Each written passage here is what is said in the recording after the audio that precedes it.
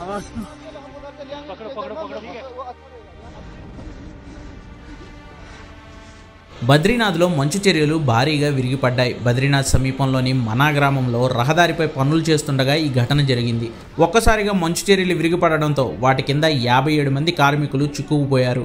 వెంటనే అప్రమత్తమైన పోలీసులు, బోర్డర్ రోడ్స్ ఆర్గనైజేషన్ అధికారులు సహాయక చర్యలను ప్రారంభించారు. 16 మందిని రక్షించి క్యాంపునకు తరలించారు. వీరిలో 4 పరిస్థితి విషమంగా ఉంది. మిగిలిన 41 మంది ఆచూకీ కోసం అధికారులు వెతుకుతున్నారు.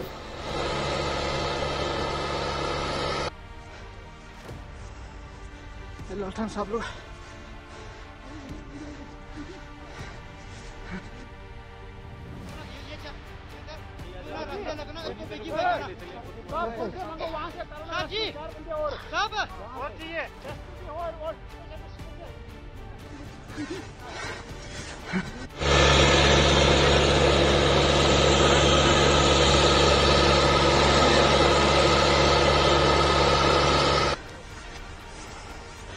लौटन सब लोग